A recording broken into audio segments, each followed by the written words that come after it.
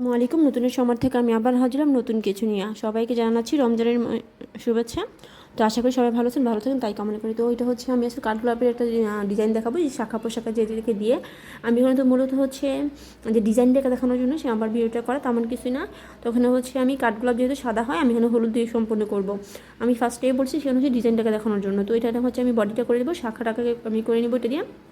আর সম্পূর্ণ এই যে দুটো কলি হয়েছে, এগুলি হচ্ছে শুকানোর পর আমি নষ্ট করতে পারবো, এর আগে করা যাবে না, নষ্ট হয়ে যাবে। আর সেটা হচ্ছে ফুলটা তো যেহেতু আমার আগেই করা ছিল, তো আমি এখানে জাস্ট ফুলটা দেখাই, টিউটোরিয়ালটা দেখাচ্ছি না। তো আমি জাস্ট ডিজাইনটাকে আবার বলছি, ডিজাইনটা দেখানোর জন্য। এখানে হচ্ছে আমি কাঠগোলাপের পাতাটা খাঁচ কাটার মতন কেটে নিব। আমি সহজে একটা খাঁচ কাটার মতো, যেটাকে বলি আমি খাঁচ কাটাই নাম দেই বা আমি নাম বলি।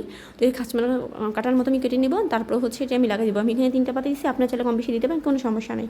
তো এখানে আমি সবগুলো পাতা দিয়ে নেব। দেওয়ার পর হচ্ছে আমি এটাকে আমি আইকা দিয়ে লাগাই দেবো, যে কোনো আইকা দিয়ে আমি লাগাতে পারেন, কোনো সমস্যা নেই।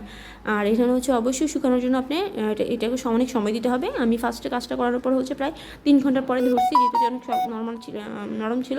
তারপর হচ্ছে আমি এখন পুঁতি দিয়ে কাজ করবো, যেহেতু পুঁতিটা শক্ত হয়ে থাকবে, দেখতে ভালো লাগবে। আর সুতা দিয়ে করলে কিন্তু এটা ভালো লাগবে না।